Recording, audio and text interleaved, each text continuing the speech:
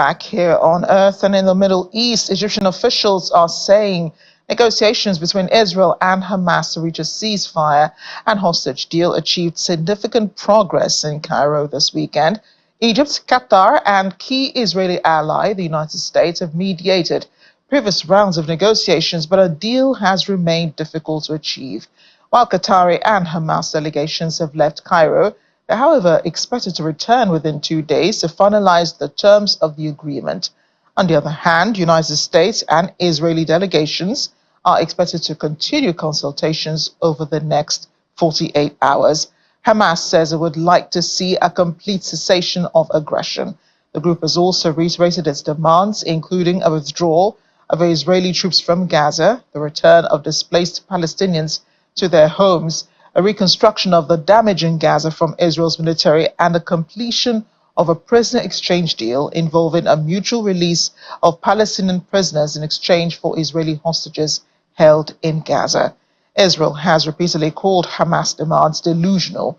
Prime Minister Benjamin Netanyahu said over the weekend Israel will not agree to a ceasefire until the hostages being held in Gaza are released.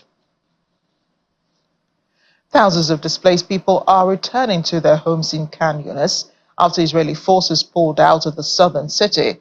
Numerous buildings have been reduced to rubble as residents say they cannot recognize their homes and their neighborhoods. The southern city, once designated a safe zone by the Israeli Defense Forces in the early days of the war, saw a lot of attacks and bombardment, with the IDF labeling it a Hamas stronghold. Israel's Defense Minister Yoav Gallant cleared up the air, noting that some troops are leaving Gaza to prepare for follow-up missions, including the invasion of Rafah. The withdrawal from the southern city comes as Israel is facing growing international pressure for a ceasefire. The military also says it's preparing to move from defense to attack regarding operations on the northern border with Lebanon. According to Gaza's government media office, 70,000 housing units have been destroyed and 290,000 housing units are partially destroyed and have become uninhabitable.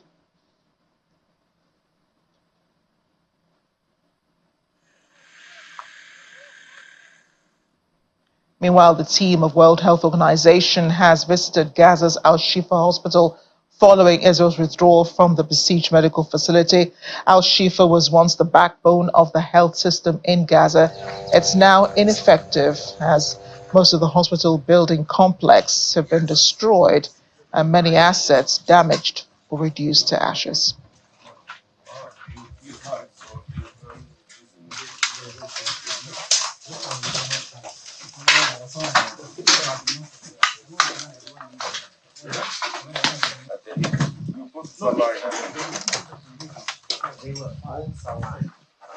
Yes.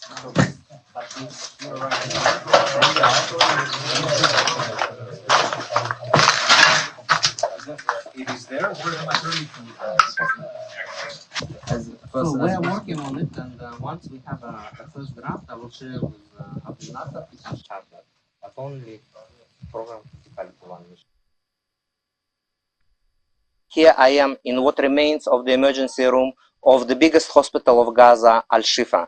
Unfortunately, as you can see around me, it's only the rubbles. What used to be the beds, what used to be the oxygen pipes, what used to be the rooms for doctors and for the patients. Patients used to be here to receive their first aid, but unfortunately now everything is burned. And as you can see behind me, there is nothing left of the emergency room. In the last 3 years, WHO has invested an important amount of time, effort, and more than 5 million USD to make sure that patients, surgical patients that were coming in Shifa hospital during mass casualty incidents would be getting proper care. We've invested in the surgical wards, we've invested in supplies, we've invested in human resources and capacity building, and now these places that used to save lives and limbs, it's all torn down to pieces. There's nothing left. We're standing here where it used to be the front of the hospital, and where in the front of the emergency room behind me, where ambulances used to bring the cases. Now, all the area is destroyed in addition to the hospital. And in addition to that, The dead bodies are still underneath us. We can smell the death out while we're standing here. In other news, the executive director of the World Food Programme, Cindy McCain, has said that the UN agency has stockpiled food for 1.1 million people for 3 months outside of Gaza, emphasizing the importance of Israel's decision to temporarily open the Erez crossing, saying it's vital for aid operations. Now, on Sunday, a convoy of lorries carrying humanitarian aid entered into the Gaza Strip through the Kerem Shalom crossing. The arrival of the aid trucks was met with applause and whistles from locals. Egyptian media reports the country's Red Crescent facilitated the entry of 106 lorries filled with food and other humanitarian supplies into Gaza through the Israeli-controlled border. The United Nations Secretary General Antonio Guterres has recalled the October 7th Hamas attacks as a day of pain for Israel and the world. He was speaking at the United Nations headquarters in New York.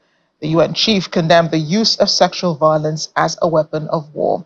He once again reiterated the need for an immediate ceasefire and the release of all hostages still held by Hamas.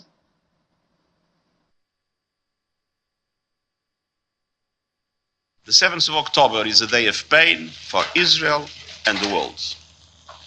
The United Nations and I personally mourn with Israelis for the 1,200 people, including many women and children, were killed in cold blood. Nothing can justify the horror unleashed by Hamas in October 7th. And I once again utterly condemn the use of sexual violence, torture, injuring and kidnapping of civilians, the firing of rockets towards civilian targets, and the use of human shields. And I call for the unconditional release of all the hostages still held by Hamas and other armed groups. Until then, they must be treated humanely, with visits and assistance from the International Committee of the Red Cross. More than half the population, over 1 million people, are facing catastrophic hunger. Children in Gaza today are dying for lack of food and water. This is incomprehensible and entirely avoidable. Nothing can justify the collective punishment of the Palestinian people.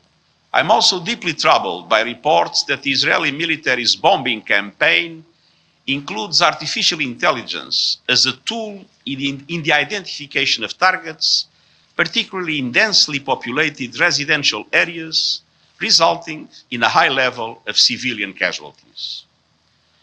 No part of life and death decisions which impact entire families should be delegated to the cold calculation of algorithms. I've warned for many years of the dangers of weaponization artificial intelligence and reducing the essential role of human agency. AI should be used as a force for good to benefit the world, not to contribute to waging war on an industrial level, blurring accountability.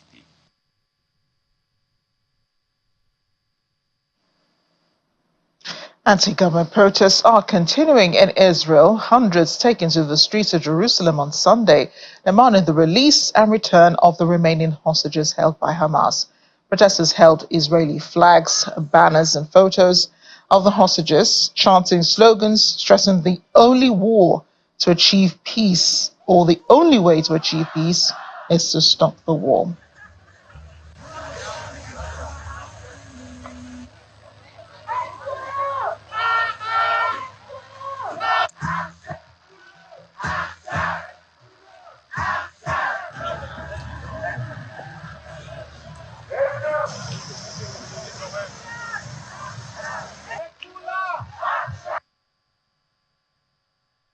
Will give everything, I think, for peace, especially peace for us with the Palestinians. I feel that we must do that and return everyone. All of the captives will return to their homes, and all the dead will return to their families. It can be buried here in Israel.